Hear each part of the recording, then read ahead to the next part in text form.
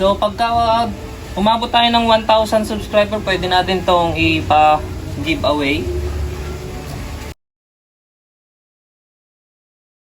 So hello mga ka-DIYers, and meron tayong ano dito, parcel.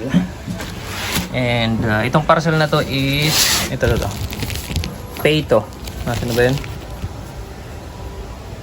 So 12 volts. Pero 12 volts inano ko guys. 12 volts. Tapos 6 anong tag dito? 3 kilowatt. Kung hindi ako nagkakamali. So i-unbox natin siya. So ito yung unboxing natin ng Peito. Dumating na ngayon.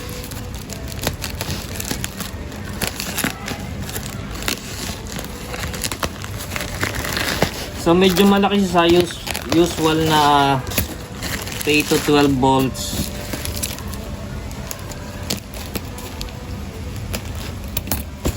At yun sa 24 volts. Or, kasi meron pa ako dito ng isa 24 volts naman siya guys. Ito, ayan. Medyo maliit lang yan. 3 kilowatt. Ay 3 kilowatt na ano. Yung power rating niya. Ayan, saglit. Tap na natin yan.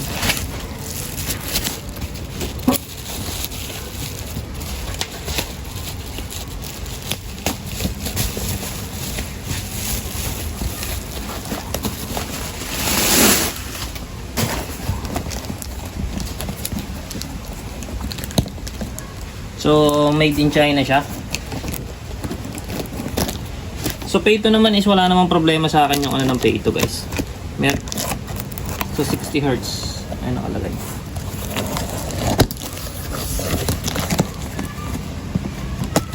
Kaso nga lang 12 volts lang to. So ayan, nakikita nyo. So 3 kilowatt or 3,000 watts na 12 volts power rating.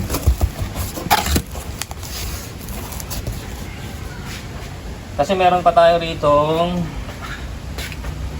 And guys, 12 volts na power bank power bank.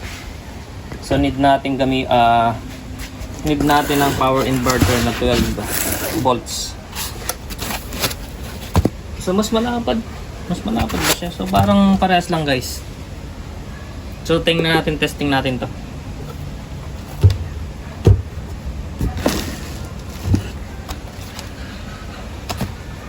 So ang problema lang, kala ko wala siyang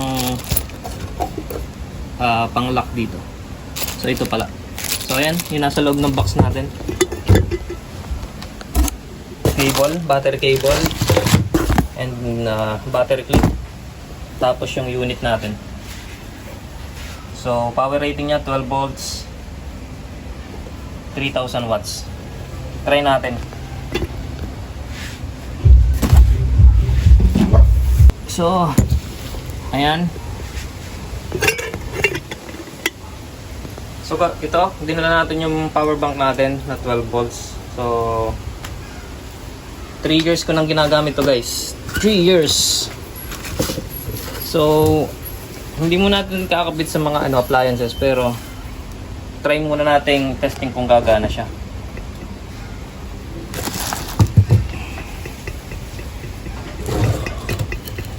Ayan guys, ayusin lang natin yung video.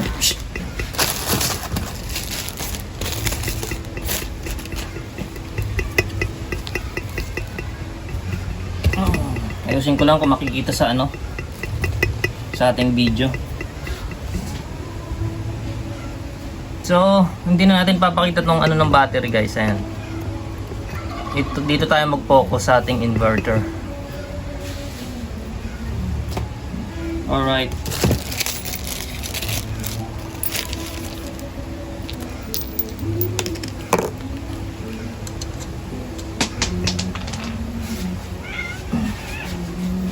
So, review ko naman dun sa akin 24 volts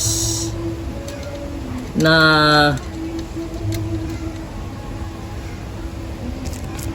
Peito inverter is wala namang problema. So, okay na okay ako doon. So, lagay na natin.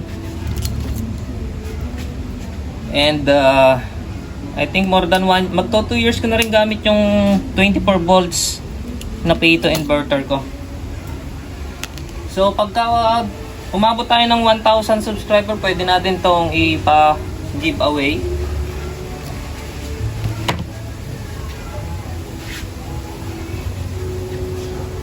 So, connect lang natin. Alright. Positive. Ang mahalaga lang naman is malaman natin kung gumagana siya.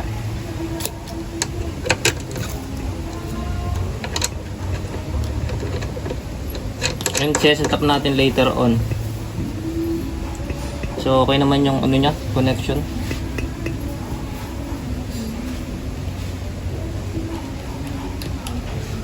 So kukonek na natin tong negative na ng battery sa negative ng ating and titingnan natin kung gumagana siya mamaya. So magkakaroon siya ng spark, konting spark. Yan.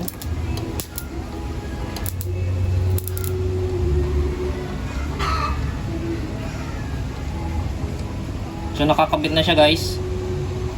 Tingnan na lang natin kung ayan, gumana na pala siya guys. Ayan. So 13.3 volt siya. So naka-on pala siya. So iwasan yung naka-on agad yan. Patayin muna natin. And okay naman. Alright. So power. So nagpo-produce niya ng 229 to 230. So sukatin natin ang ating 224. Sa voltmeter natin is 224. 224.7 AC. So okay naman siya. And mag-test tayo ng try natin mag-testing. So magta-try tayo ng ito, electric kettle. So makikita nyo naman yung LED niya kung mag-a-alarm. So power rating niya is 1,200 yata. 1,500 power rating. So simple testing tayo. So maximum niya, continuous power is 1,500.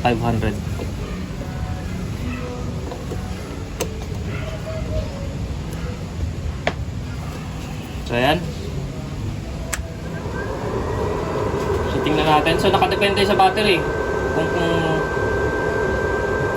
So medyo mataas naman yung voltahe ng battery natin guys. So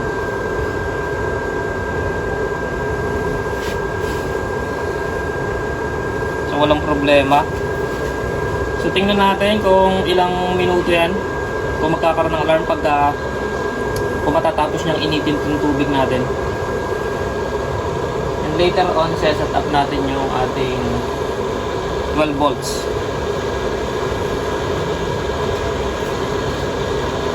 Kakabit natin doon guys, kasi sayang yung battery natin ito yung power bank natin.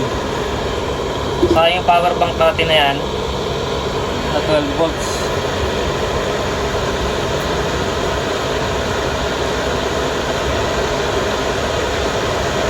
So kumain siya ng 2 point something volts guys. So naging 11.7 volts yung battery niya.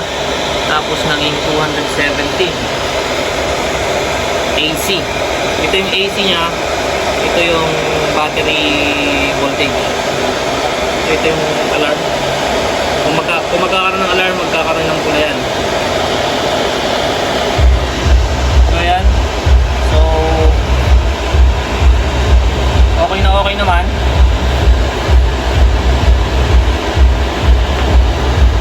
Nakita nyo yung usok.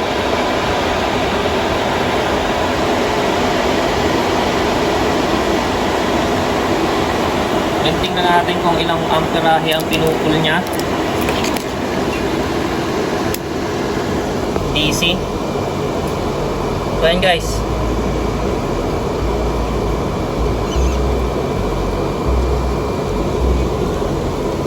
So hindi ganong makita. So namatay na, nasa 13. So namatay na siya and okay na okay siya. So okay na okay ang ating 12 volts 3000 watts. Ito yung surge ano niya, surge wattage niya. Ang continuous wattage niya is 1,500 lang. Ito guys. So kaya naman niya is total 1,500 watts na load. So yakan-yakan niya yung mga katulad nito electric kettle na 1,500 watts. So yun lang guys, thank you very much for watching. So pagka umabot tayo ng 1,000 subscriber, magpapamigay tayo ng pay to inverter. So meron pa tayong may gagawin akong video guys later on for giveaway guys. Ano naman yun? Charge controller na 100 amps yung power rating niya. Kaya lang ano siya, MPPT yung brand name niya, pero PWM lang siya. Ganito rin yan. Ito kasi PWM lang yan guys. Marketing lang nila tong MPPT solar na to. So yun, okay na okay. And ano lang to, yung mabilisang testing natin and checking sa ating new item. So fresh na fresh, napalaban sa 1,500 na tag dito, electric kettle. So dito natin yan ilalagay. Papalitan natin tong isang 24 volts na toroidal. And 24 volts to eh. Meron naman akong 24 volts dito. Medyo naglolo ko na ng konti yun eh. So may problema na yung mga MOSFET nun. Pagka masyado nang mataas yung wattage na nirara natin is nag-automatic shutdown. For ano lang, mild ito. For mild use na lang to guys. Hindi na siya pwede ng electric kettle. Umano kasi siya eh. Nagpa-power shutdown. So ibig sabihin MOSFET niya is may problema na. Kailangan palitan ng board or repair ng konti yung mga MOSFET. So yun lang guys, papalitan natin to. Kasi nga hindi natin magagamit yung yung 12 volts battery natin. So yun lang guys, thank you very much for watching and sana subscribe nyo para sa ating mga next video. So off na muna natin yan. Alright, peace out guys and keep safe everyone. And support nyo yung channel natin. So abangan nyo yung natin, yung giveaway natin na na solar charge controller. Yun muna papaano natin, giveaway. Next natin pag naka 1,000 subscriber tayo is itong natin, pay to inverter. So bibili tayo nito then giveaway natin.